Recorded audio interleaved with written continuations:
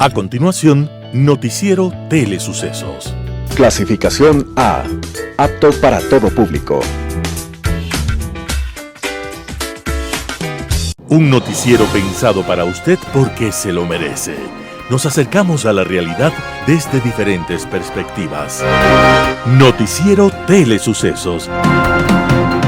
Primera parte del Noticiero Telesucesos con las noticias más importantes del día.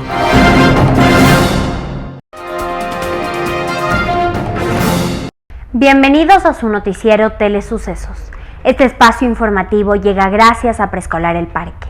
Estamos seguros de ser únicos por haber creado un lugar especial en que las fantasías de los niños se hacen realidad y haber desarrollado un lugar excepcional para crecer, aprender y ser felices. Con orgullo tenemos la certeza de que somos el centro de desarrollo infantil más avanzado de la ciudad. Comuníquese al 099 7372 081. Sean ustedes bienvenidos a su Noticiero Telesucesos. Un día como hoy. A veces los padres, con una broma y sin saberlo, profetizan el futuro de los hijos. Ese fue el caso de un niño llamado Aimé Jacob Alexandre Guyot, quien desde muy niño era un coleccionista enamorado de las plantas. Su padre, con cariño, lo llamó Bonpland, es decir, buena planta, y al final el joven terminó cambiando su apellido por su apodo familiar, Bonpland, y el mundo lo conoció con Humboldt como un gran científico que después de hacerse médico viajó a América y estudió nuestra flora y fauna, nuestra geología y nuestros pueblos. Fue tan trascendental el aporte de Bonpland que conjuntamente con Humboldt, Simón Bolívar lo llamó el verdadero descubridor de América. Una vez obtenidas la independencia en América, tanto Bolívar como los líderes del sur del continente reclamaron la presencia de Bonpland para que dirigiera investigaciones en las nacientes repúblicas. Al final Bonpland aceptó trabajar con el gobierno argentino y sus investigaciones generaron recelo en gobiernos vecinos. Paraguay en aquella época estaba gobernado por el sempiterno dictador José Gaspar Rodríguez de Francia, más conocido como el Doctor Francia. Al considerarlo un espía, el dictador paraguayo ordenó la captura del sabio Bonpland y lo mantuvo secuestrado durante 10 años, y hasta el mismo libertador Simón Bolívar en vano intentó su rescate. Después de lograr su libertad, Bonpland continuó sus estudios de flora y fauna en los territorios de Brasil, Uruguay y Argentina. Bonpland había nacido un día como hoy, 29 de agosto de 1773, y hoy recordamos su nombre como pionero de la ciencia en nuestro continente. Las principales noticias del día. Titulares. Ecuador se niega a recibir diésel ruso de holandesa Trafigura. Vecinos y comuneros se disputan el parque metropolitano de Huanguiltagua. En política internacional debate Brasil. Editoriales de Simón Espinosa Cordero. Hay que fortalecernos ya no con un contrato social, sino con un contrato moral. Santiago Besabe al borde del desquicio. José Hernández, Saquicela, más se defiende, más se hunde. Noticias del día. Ecuador se niega a recibir diésel ruso de holandesa Trafigura. La estatal Petroecuador informó que su solicitud a la compañía holandesa Trafigura abstenerse de importar al país diésel de origen ruso. Esto acatando las sanciones que impuso Estados Unidos y Europa por la intervención militar a Ucrania. En un comunicado, Petroecuador recordó que Trafigura ganó un concurso público el 16 de junio del 2022 para suministrar diésel a Ecuador. Sin embargo, la petrolera constató en una documentación provisional recibida el sábado referente que 275.146 barriles de diésel oil que iban a suministrar al país en cuarto cargamento, el 95% tiene origen de un puerto ruso y el 5% restante de Panamá. Tras la verificación realizada y sin perjuicio de lo establecido en las bases del concurso, Petroecuador pidió a Trafigura que se abstenga de importar combustible de origen ruso, ya que pudiera incurrir en las sanciones impuestas a escala internacional. Esto con la finalidad de prevenir consecuencias que podrían repercutir sobre la República del Ecuador y sus funcionarios, agregó la petrolera estatal. El Banco Central del Ecuador ya había anunciado que no emitiría cartas de crédito debido a las restricciones aplicadas a la importación de combustibles de origen ruso. Por esta razón, Petroecuador incluyó en las bases de los concursos para la importación de derivados de petróleo una cláusula sobre las sanciones. Además, la petrolera solicitó al Banco Central del Ecuador que informe sobre la vigencia de restricciones a las importaciones de productos rusos para incluir las respectivas cláusulas en las bases de los futuros concursos de compra de hidrocarburos. Vecinos y comuneros se disputan el Parque Metropolitano Huanhuiltagua. Parque Metropolitano Huanhuiltagua en Quito es ahora un territorio en disputa, mientras que el colectivo intenta apropiarse de una porción que reclaman como parte de su historia ancestral. Sus vecinos y usuarios lo defienden como un espacio público vital para la ciudad. Según las autoridades municipales, alrededor de 35 integrantes del colectivo Comuna Tanda Pelileo intentan apropiarse de un área de este espacio público. Ellos habrían cavado zanjas con el propósito de establecer linderos en 100 hectáreas en la zona del parque. El viernes 26 de agosto del 2022, la alcaldía de Quito anunció que podría emprender acciones legales por tratar de apropiarse de esta zona. Tras conocer esta situación, el colectivo Defensores del Parque Metropolitano Huanhuiltagua, el Comité Barrial Batán Alto y más moradores del sector organizaron un plantón. Lili Boada, coordinadora del colectivo Defensores del Parque Metropolitano, señaló que ese espacio público pertenece a todos los habitantes de la capital y no a un grupo en particular. Indicó que en esta semana se emprenderán otras 3 acciones ciudadanas. La primera será reunirse con las autoridades municipales para definir las acciones a emprender en el Cabildo. También se recogerán firmas de los ciudadanos que están en contra de la pretensión de la comuna Tanda Pelileo. Hasta el momento existen 100 firmas recolectadas. El Parque Metropolitano Huanhuiltagua es vital para la ciudad de Quito. Más que un espacio natural enclavado en medio de la trama urbana, este paisaje de laderas y quebradas vestido de bosque y matorral es un pulmón que oxigena el aire de la capital. Desde hace 40 años monitoreo su flora y su fauna. He producido varias herramientas educativas para crear conciencia sobre el valor del patrimonio natural que aquí se conserva. Soy uno más de los miles de usuarios que se benefician de los servicios ambientales y recreativos que el Parque Metropolitano Huanhuiltagua nos brinda a quienes vivimos en Quito. Alertado por un grupo ciudadano de defensores de este parque, me he enterado de la irrupción de un grupo que pretende reclamar derechos de propiedad sobre un sector. Como concejal metropolitano de Quito he pedido a varias instancias administrativas información sobre estos hechos y los he exhortado para que actuemos de manera inmediata a fin de investigar y sancionar a los responsables de esta acción que pone en riesgo la integridad del parque y sobre todo para evitar que esto vuelva a suceder. Al Parque Metropolitano Huanhuiltagua lo tenemos que defender todos. Este lugar es un verdadero tesoro natural que no podemos permitir que se pierda. Entrevista del día. Patricio Carrillo, ministro del Interior, concedió una entrevista exclusiva a Radio Sucesos para abordar el aumento de la pena del policía Santiago Olmedo. Existía la posibilidad de lo que pasó, pero es una posibilidad muy remota, demasiado remota. Un cambio de sentencia de 3 años, 4 meses a 3 años de cárcel. ¿Cómo lo toman ustedes?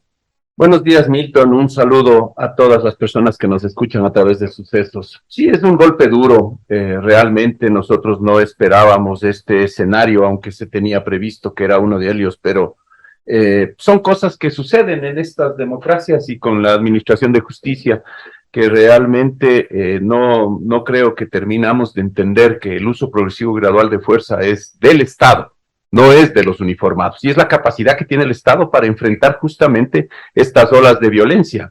lo que están logrando es una parálisis, porque la sociedad está con miedo, la policía con miedo, y eso paraliza. Lo que necesitamos es más bien que le den esperanza, que es lo que moviliza. Y ahora más que nunca necesitamos nosotros de aquellos mecanismos y de esas capacidades especiales. Nos corresponde continuar en el proceso, ir hasta casación. Yo creo que es lo más justo en virtud de los mismos uniformados, del mismo compañero, porque no se puede aceptar una sentencia de este tipo. En casación se presentarán todas aquellas debilidades que se han encontrado en el proceso, y de ratificarse, pues entonces está pendiente el indulto que el presidente lo ha ofrecido y que es una voluntad del gobierno nacional tratarlo así. Usted como ministro, el presidente de la República, digamos, el Estado, ¿no tiene dudas de la inocencia del policía Santiago Olmedo? Mire, yo no tengo dudas de la formación de la mayoría de policías. La regla en la institución es defender, no es atacar. Ningún policía se forma para atacar, y cuando sale a la calle lo hace en esos conceptos, pero se topa con realidades y con circunstancias que no son valoradas por la Administración de Justicia. En la Administración de Justicia se evalúa ex post, pero no se evalúa los momentos ex ante cuando el policía toma la decisión, y cuando ya en un momento dado entra en un túnel inclusive en donde la visión se reduce y le corresponde proteger. Él podía haber interrumpido y dejar que los delincuentes se vayan, y mañana pasará lo que sucedió esta semana en Chimborazo. Un joven fue atacado por delincuentes bajo la misma modalidad y perdió la vida. Esa es la realidad. Él interrumpió un delito, continuó hasta culminar con la detención de los sujetos, y se topó con una emboscada, que es lo que el policía manifiesta. La pregunta es, más allá de los indicios, las certezas que ha entregado el uniformado, no es solamente su versión. ¿Por qué no se consideran estos temas y más bien se considera como un agravante para llegar al máximo de la pena? ¿Y por qué cree que pasa eso? ¿Por qué cree que no se consideran estos bueno, temas? ¿Por qué cree que el día viernes lo primero que hace la Fiscalía es emitir un tuit como solazándose de una victoria judicial? Yo diría que ahí hay un sesgo, lastimosamente hay un sesgo en temas conceptuales sobre derechos humanos. Y este es parte del conflicto político que tenemos en el Ecuador. En el Ecuador, más allá de que estamos viviendo una ola de violencia, hay un conflicto político enorme, hay mecanismos sobre los cuales no se termina de entender que estamos actuando pro mafia y no estamos actuando pro seguridad para los ciudadanos. ¿Por qué cree que pasa esto? Bueno, habrá que entender la economía ilegal. Yo soy un convencido que si nosotros no atacamos a la economía ilegal que está dando poder a muchos, y poder político, poder judicial, poder en todas las esferas, con operadores comunicacionales inclusive, lo único que estamos es destrozando la democracia. Por eso justamente desde el ministerio hemos desarrollado, y para construir la política, para construir una política adecuada, estamos desarrollando encuentros ciudadanos en todas las provincias, de tal manera que no solo entendamos desde lo local los problemas, sino que planteemos las soluciones. Mire, Milton, yo le voy a poner 3 ejemplos de cómo en el Ecuador se puede construir política pública y cómo se ha construido la política pública. En estos últimos 10 años, sin un censo poblacional, sin saber quiénes somos, sin un censo penitenciario para saber cómo poder proceder con política criminal, con política de indultos, con política penitenciaria, y indiscutiblemente también sin una información básica que nos permita entender la conflictividad. Ahora lo estamos cambiando, estamos realizando justamente el censo poblacional para saber los municipios, cómo han crecido en las periferias, en las partes suburbanas, donde están generándose la mayor cantidad de conflictividad. En segundo lugar, el censo penitenciario, para comprender demográficamente quiénes son y para tener una información biométrica que permita no solamente la política criminal construirla, sino también la política de indultos.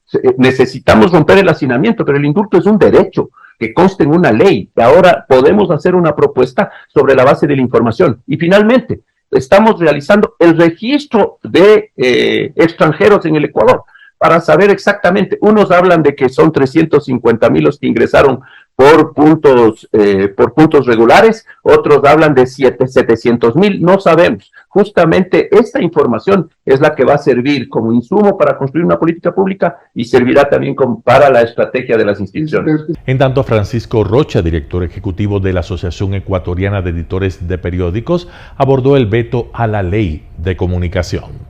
Gracias, Francisco. Francisco, como hemos anunciado, vamos a hablar acerca del veto a la ley de comunicación. ¿Cómo recibe los medios y los gremios de comunicadores el tema de un veto parcial cuando se pedía un veto total? El presidente justifica la acción por decir que está blindando de alguna manera a los comunicadores y a la comunicación libre para evitar que el próximo año, o después de un año de haber sido guardado y archivado, la Asamblea, quien venga, pueda cambiarlo. ¿Cómo lo reciben ustedes? Bueno, es una decisión del presidente de la República, ¿no? Así está establecida en la Constitución. Nosotros le habíamos pedido, como usted recuerda, que hiciera un veto total. ¿Qué significaba eso primero, digámoslo así? El veto total significaba para nosotros un mensaje muy fuerte sobre la libertad de expresión y sobre lo que él nos había dicho en campaña, que creía que no necesitábamos una ley. Pero estando en la Constitución, que hay que tener una, había que proponer una que sea, yo diría más bien, promotora de la libertad de expresión y no reguladora y peor aún sancionadora.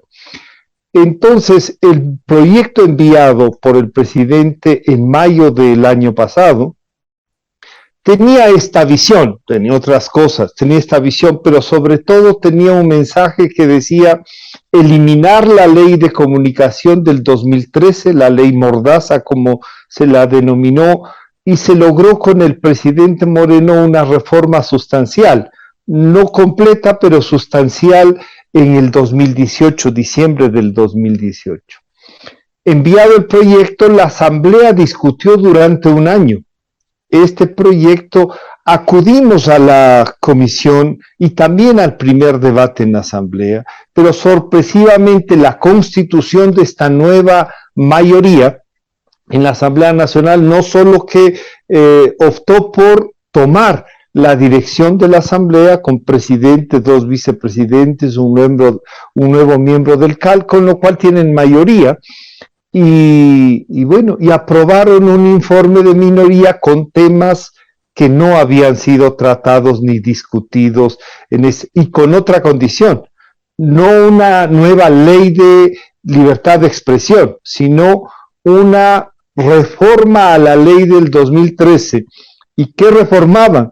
Lo que se reformó en el 2018 para retornar a la ley Mordaza del 2013. Entonces, este ha sido el camino. El presidente, después de escucharnos, yo diría, toma en consideración este veto parcial mixto, porque divide en dos. Una parte del bloque constitucional que él lo denomina, que son 17 artículos, y ciertamente están ahí, yo diría, los más grotescos. Un panorama de noticias para su estatura intelectual.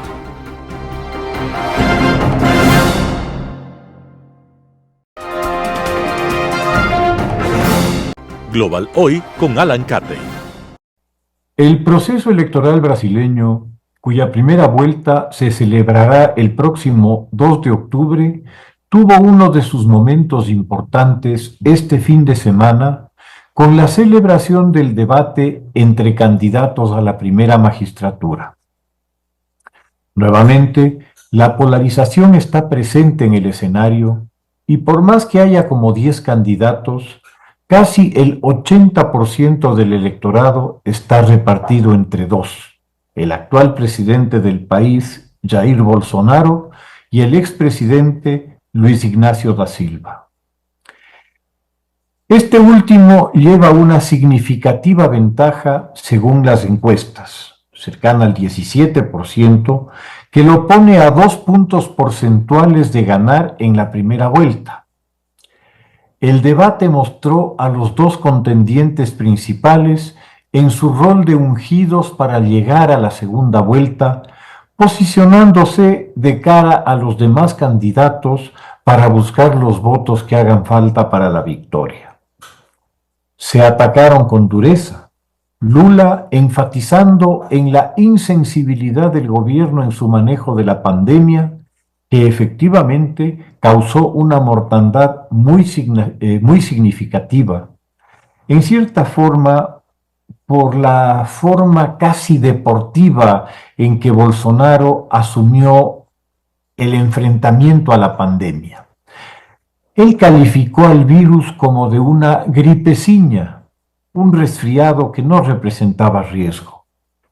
La realidad resultó en casi 700.000 muertos y 35 millones de contagios, casi el 20% de la población.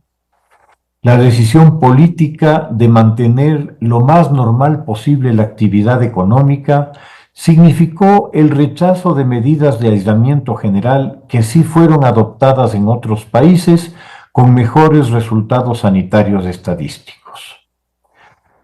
También fue crítico de la gestión del gobierno por los niveles de inflación y de pérdida adquisitiva del salario, así como por la deforestación de la Amazonía impulsada por el gobierno. Bolsonaro, fiel a su estilo, confrontó con todo el mundo, empezando por una dura crítica a la periodista Magallanes, descalificándola en malos términos, que hizo extensivos a Simone Tebet, candidata centrista, cuando ésta defendió a la periodista.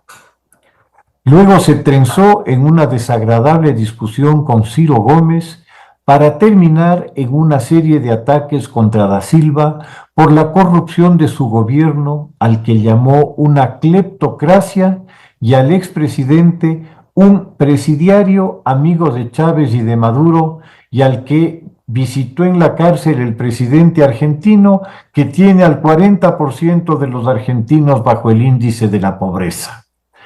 Lo involucró también con la dictadura de Ortega, que persigue cristianos. Las violentas reacciones del presidente fueron bien aprovechadas por Tebet y Gómez, que fueron los mejor valorados por el público tras el debate. A Da Silva se lo vio afectado por la edad, llegando muy cansado, sin fuerza, al final del encuentro. El problema que trae consigo la polarización es la incapacidad de mirar alternativas distintas para solucionar un set de problemas que viven las sociedades. El que dos candidatos de centro, moderados y sin los antecedentes, reales o no, de los favoritos, hayan sido vistos como los mejores y más positivos, lamentablemente no tiene mucha importancia, pues la radicalización de las posturas impide, a pesar de las evidencias, tomar cursos diferentes. La intemperancia de Bolsonaro, cuya única posibilidad real de imponerse en una segunda vuelta pasa por atraer a ese centro político que es receloso del PT de Lula, tanto por los temas de corrupción, absolutamente claros y evidentes durante su administración, y cuya justificación en su desconocimiento de los mismos en forma alguna lo exculpan, como por una posible radicalización de sus posturas respecto de las élites económicas que puedan de alguna manera afectar a las inversiones que el país requiere. Bolsonaro virtualmente ha cerrado esa puerta, con lo que la victoria de Da Silva estaría asegurada. Ese 10% de los votos que Gómez y Tebet representan eran vitales para cualquier posibilidad de crecimiento de Bolsonaro. Con su incapacidad de controlar sus reacciones, el presidente se ha hecho un flaco favor a sí mismo, y así lo observa Alckmin, el candidato a la vicepresidencia de Da Silva, tras el debate. Visto desde una perspectiva estratégica, sin duda el gran vencedor es Da Silva, que supo aguardar al error de su contendiente, sabedor de sus dificultades para controlarse. Cuando el rival quiere suicidarse, lo mejor es dejarlo, manteniendo distancia para no mancharse. Asumiendo que la contienda está definida, lo que parecería estar más allá de cualquier duda, conviene hacer una reflexión respecto de las consecuencias regionales. La primera oleada de gobiernos de izquierda en la región se produjo dentro de un contexto inédito de altos precios por los commodities, materias primas, combustibles, alimentos, impulsado por las enormes demandas de una economía, la China, que engloba a casi el 20% de la población mundial, que se hallaba en plena expansión y dispuesta a invertir ingentes recursos para asegurarse esos bienes. En el camino quedaron las intenciones de generar industrias propias, restableciéndose el rol tradicional de la economía latinoamericana, esto es, la provisión de materias primas no elaboradas sin valor agregado local que pueda contribuir a la generación de empleo.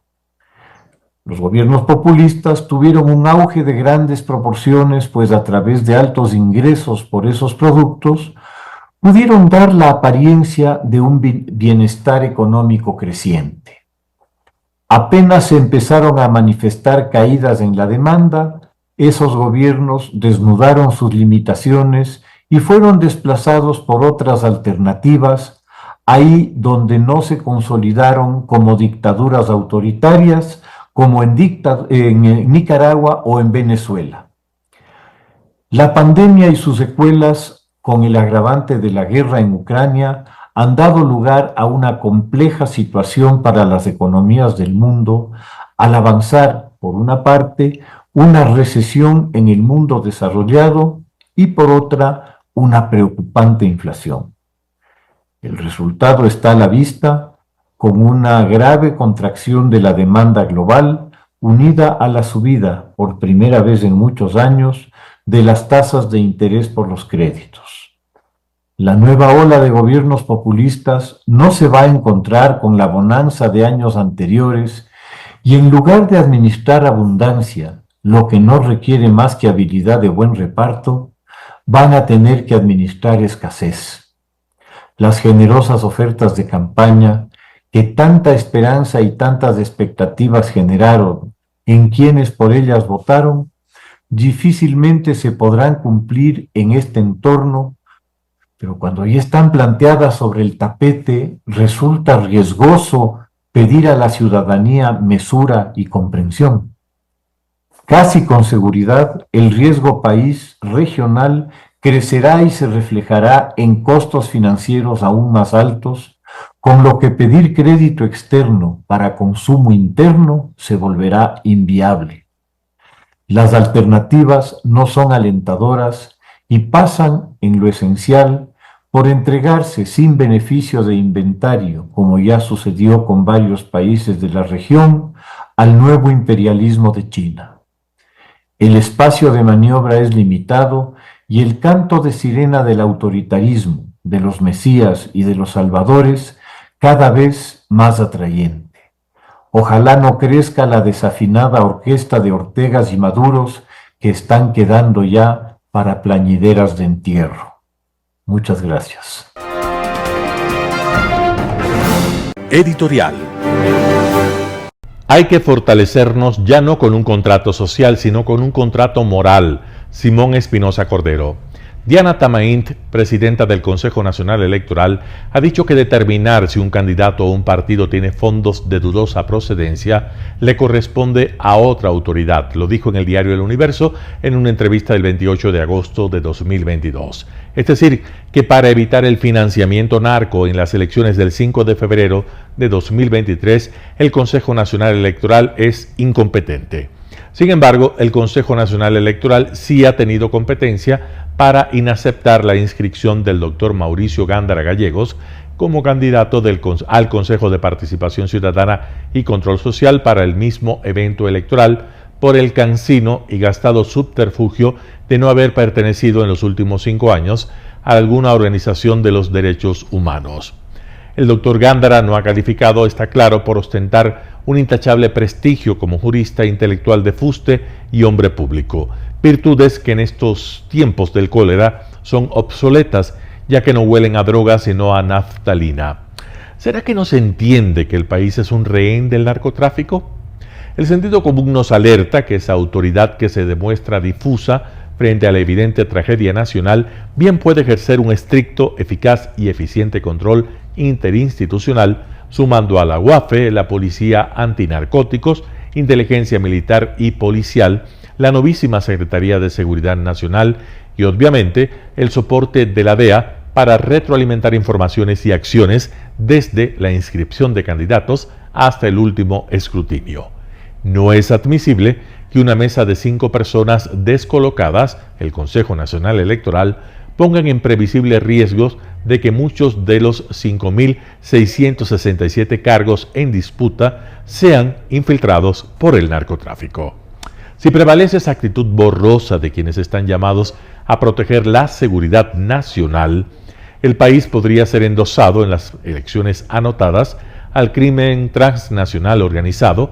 Alimentar confusiones es también complicidad. Simón Espinosa Cordero. Santiago Basabe, politólogo, investigador de Flaxo Ecuador, analista político y director de la Asociación Ecuatoriana de Ciencia Política, AICIP. Al borde del desquicio por Santiago Basabe, primicias. Así, al borde del desquicio, se encuentra el país. No hay semana en la que el jefe de Estado no nos sorprenda con alguna declaración pasada de tono, una acción sujeta a crítica o un escrito que revele de cuerpo entero la absoluta improvisación con la que gobierna. Ahora fue el turno de su relación con la corrupción y la extraña comprensión que tiene en Carondelet sobre el manejo de la política, de lo público, de la justicia. Ahora resulta que sus furibundas declaraciones en contra del asambleísta, a los que acusaba de solicitar recursos económicos y de otra naturaleza, no han sido tan ciertas. Han sido solo rumores, interpretaciones infundadas de sus colaboradores cercanos. Eso ha sido. Él, el presidente, confiado como es, se ha limitado a acudir ante la justicia a denunciar lo que le han dicho.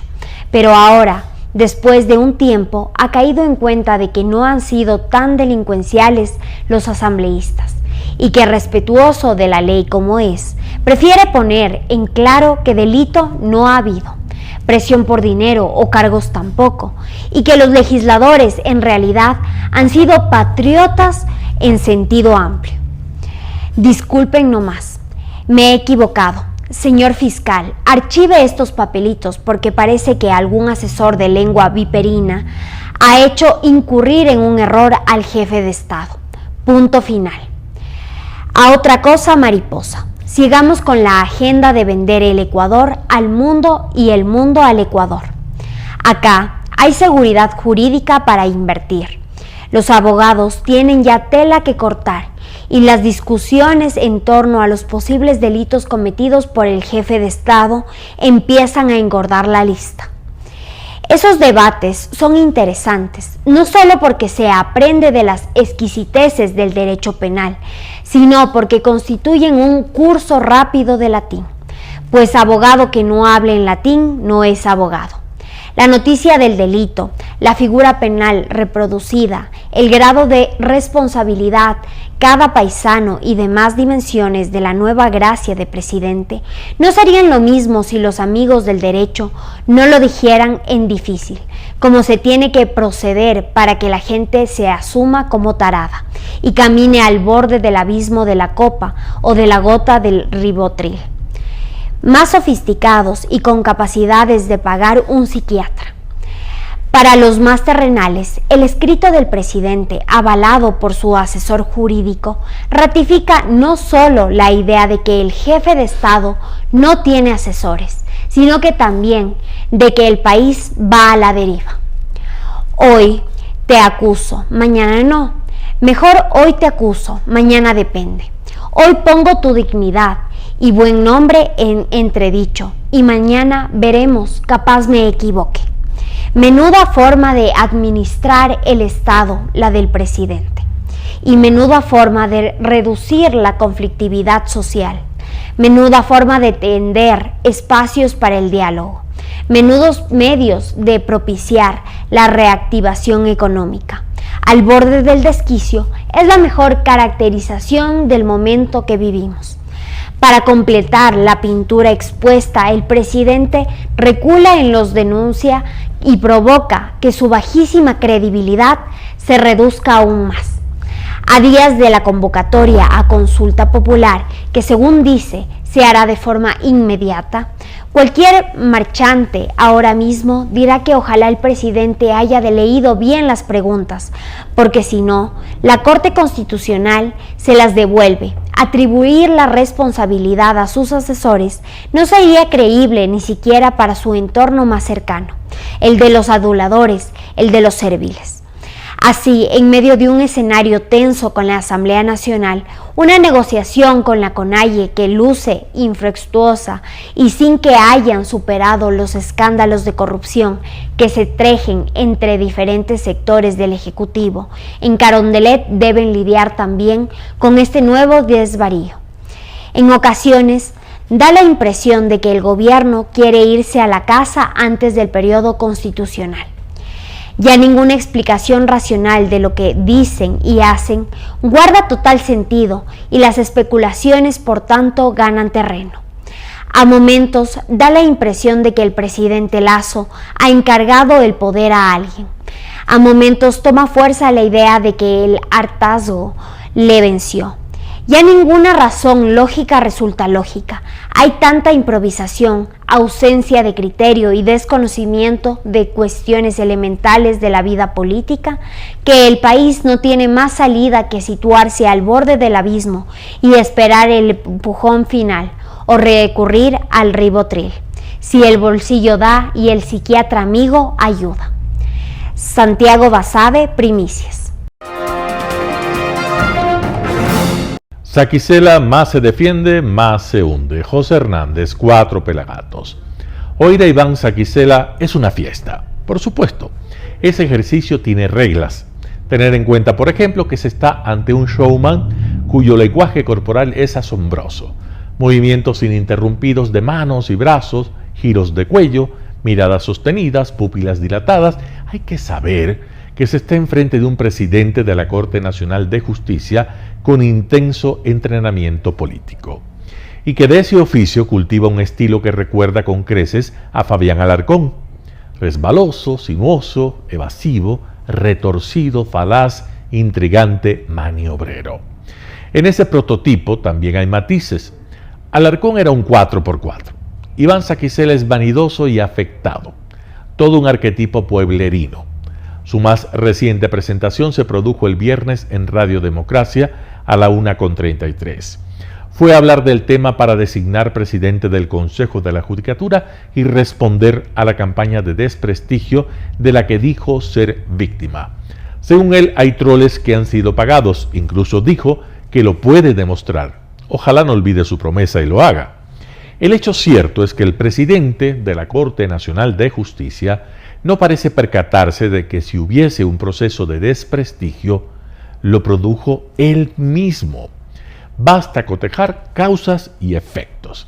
Y es curioso que no lo advierta, como si se hubiera perdido el sentido de la sindéresis. En realidad, Saquicela juega a ignorar que él es noticia porque él mandó una terna impresentable ante el Consejo de Participación Ciudadana y Control Social para que de ahí salga el presidente del Consejo de la Judicatura.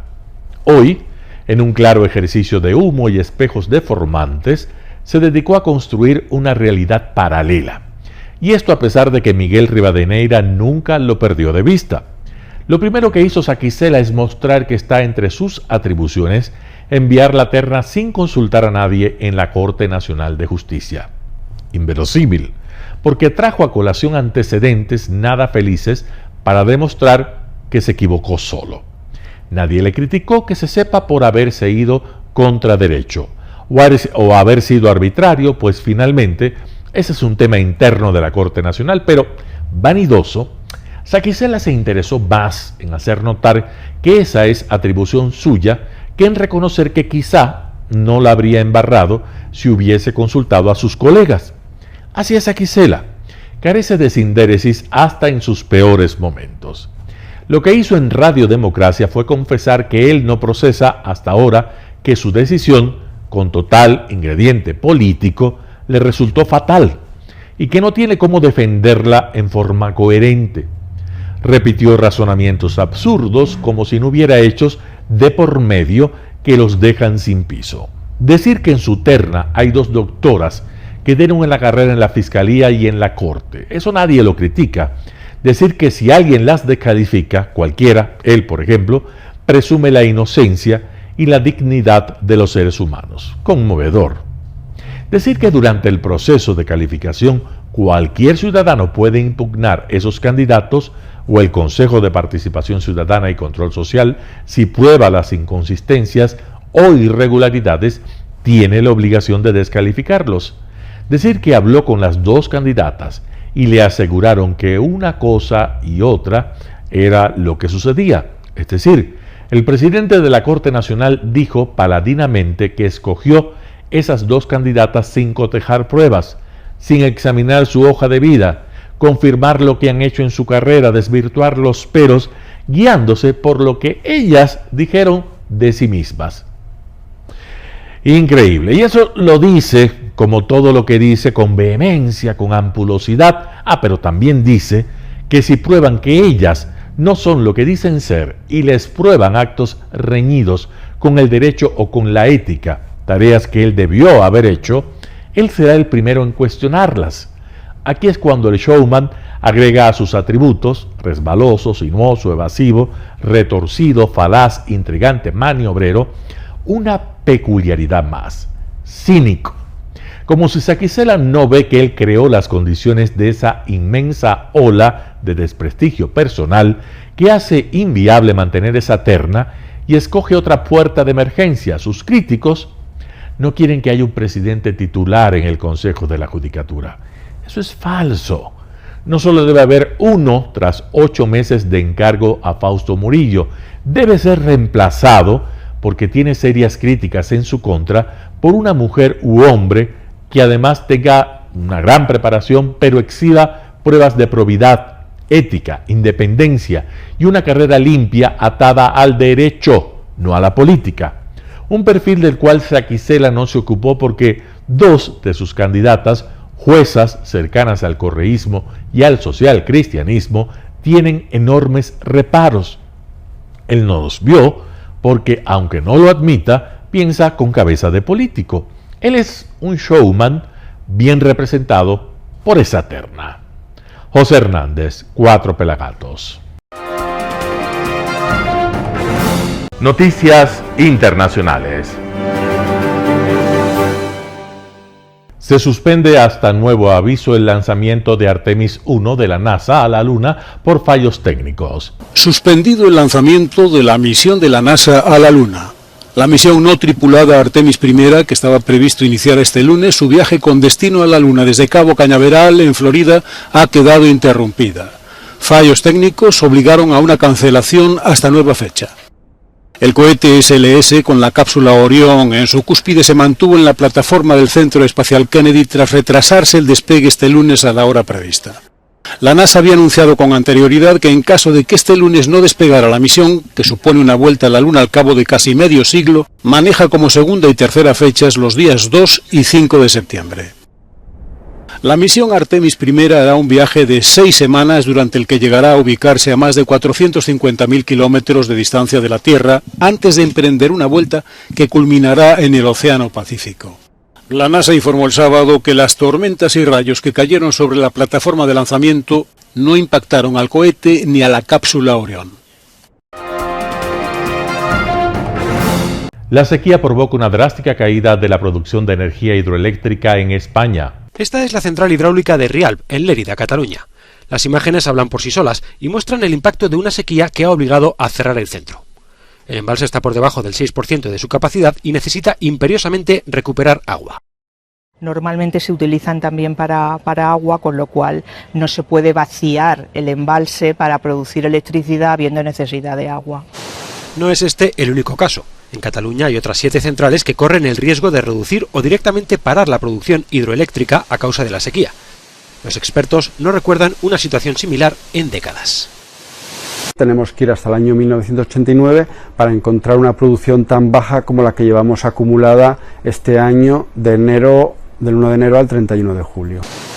Los datos, en efecto, son demoledores. En 2021, la hidráulica suponía casi el 15% de la producción de la energía eléctrica en España, y ahora mismo esa cifra no llega siquiera al 7%. Para colmo, esta situación se ha visto a su vez agravada por el aumento del consumo derivado de las olas de calor de este verano. Las compañías eléctricas han tenido que recurrir al gas, lo que se traduce a su vez en una subida de la factura. Renovables como la eólica también han reducido su producción debido a la falta de viento, lo que confirma, como bien saben los españoles, que no se puede luchar contra los elementos. Deportes.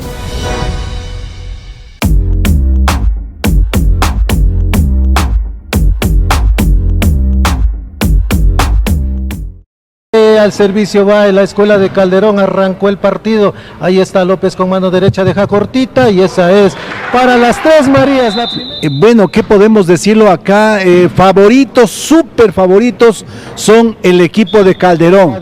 Con derecha le ponen circulación, con dos manos a para Popeye, Jaramillo nuevamente le deja para Baré. Comienza a tomar ventaja la escuela de Calderón, prácticamente es 5 para la escuela de Calderón, se quedó estancado. La escuela de Calderón ya tiene puntos gracias para 2, 13-2, ahí le torniquea, le deja cortita para las Tres Marías, pero no, las Tres Marías realmente pasaron a ser los brujos de Calderón. Irán al segundo set y veremos qué sucede. Ahí está, con defecto, la cogió Simbaña, para ahí Barreno, la sirve Jaramillo, con derecha la deja larga, muy esa bien. Pelota terminó.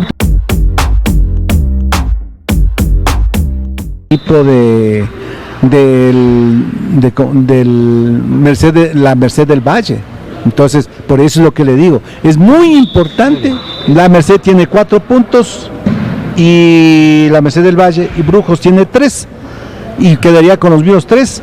Y Dillon, en cambio, no, porque acuérdese que los brujos de Calderón que van al servicio con raqueta le saca Barreno, Jaramillo levanta, la cruza perfecto, ahí la cruza Jurado y esa pelota, esa bola quedó cortita y no pudieron sacar los 3 jugadores y esa es una jugada para las Tres Marías que nuevamente descabeza, la salva Jaramillo con raqueta, pasa para Simbaña, nuevamente López la cruza pero Jurado con izquierda se va para la otra cancha, nuevamente Simbaña le deja cortita con derecha y Jurado se eleva también otra vez con derecha su patentado zapito y el partido, amigos, acaba de concluir.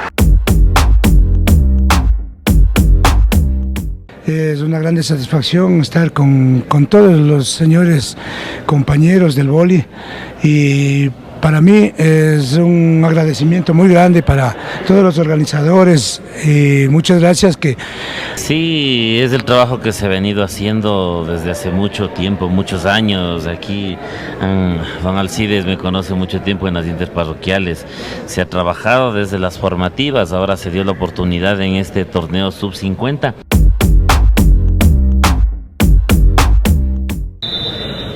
Juan Carlos Bastidas está volando con el número 9. Bueno, y empezó el partido, ahí está Vinacuna justamente pasando la bola nuevamente cortita, Vinacuna con raqueta, lo saca Guachamín, pasa con las dos manos, centro largo, jugador al servicio mismo va Patricio Pinto, nuevamente Vinacunda, ahí la pasa Guachamín, otra vez Patricio Pinto la saca, Alquinga que vino a reforzar el equipo, nuevamente con dos manos, Vinacunda la suelta larga, pero dice que no, Alquinga regresa a ver con derecha, la descabeza cortita, nuevamente Dillon 86, lo pone en circulación con centro corto, nuevamente con dos manos, le quiere descabezar al colocador, que no le dice Guachamín, ahí está con dos manos Pinto, Guayasamín la pasa con dos manos Alquinga, llega con las justas Juan Carlos Bastida. Somos AAA. Al servicio de todos los ecuatorianos, usted nos puede visitar en Rumiñahui, Mejía, Otavalo y en todas las parroquias del Distrito Metropolitano. Vamos a empezar ya con el segundo set y ahí está, al servicio Juan Carlos Bastidas, Guayasamín a la recepción, Pinto levanta con dos manos, la deja cortita, Bastidas llega con raqueta, pero que no le dice nuevamente, ahí está otra vez el jugador Alquinga con derecha la deja larga, pero Guachamín, recesión con las dos manos, la pasa para nuevamente Alquinga, con derecha, la descabeza y la observa bonita la toma. Los que premien al campeón, subcampeón y tercer lugar. Muchísimas gracias a Trofeos Chicho. Ahí está nuevamente Juan Carlos, que chocan, que no dice el árbitro. Pinto con dos manos, hace de colocador, se eleva con izquierda, centro largo. Le pone Pinto en circulación. Ahí está nuevamente Guayasamín, otra vez Pinto la eleva bonito, Alquinga le deja cortita, con derecha le saca Guachamín, nuevamente Pinto, va a pasar el jugador Vinacuna, le levanta cortita, ahí está otra vez Pinto, se eleva y no saca, porque después se enojan y pone al servicio, larga, Guayasamín coge con raqueta, la pasa Alquinga, descabeza un poquito, pero salió la jugada. Ahí Coyasamín con izquierda, nuevamente Alquinga, Pinto con dos manos la deja cortita, se lanza al colocador, ahí está pasando nuevamente, salva Alquinga con dos manos, le sirve a Pinto con derecha, le deja cortita, derecha va a poner en circulación, levanta para Cesaret, sale corriendo, nuevamente Guachamín, Bastidas con dos manos, le deja para Alquinga, le deja cortita, Pinto le eleva, la cruza, segundea, le dice que no, pasa Dorsote, va a resultar que sí, dice, esta vez Bastidas levanta ese balón, Guachamín le saca Alquinga con la derecha, no le deja caer, Pinto la deja cortita y el partido acaba de terminar, señor Alcides Ñacato, y terminó este partido. Un partido que estábamos con toda la convicción que debíamos ganar y a eso se apostó y gracias a Dios se nos dio el resultado en 2 sets. Estamos yendo de menos a más, estamos acoplándonos un poco, esperamos, creo que es su equipo con el que tenemos que jugar y hacer deporte, que es lo más importante. Amigos, por la atención, muchísimas gracias.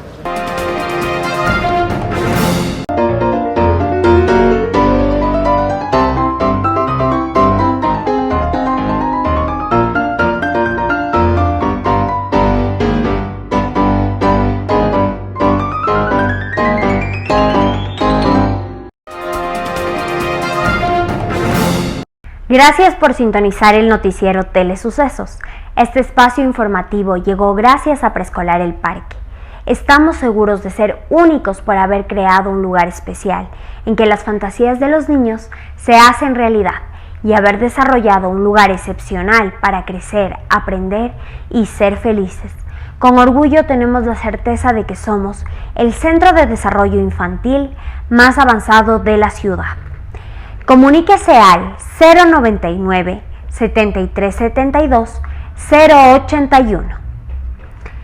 Síganos en nuestras redes sociales, Facebook Telesucesos Quito, Instagram @telesucesos_, Twitter @telesucesos29, YouTube Telesucesos HD y en nuestra página web www.telesucesos.net. Gracias por acompañarnos. El noticiero Telesucesos es retransmitido de lunes a viernes a las 7 horas por Radio Planeta Sur 106.1 FM de la ciudad de Loja. Noticiero Telesucesos.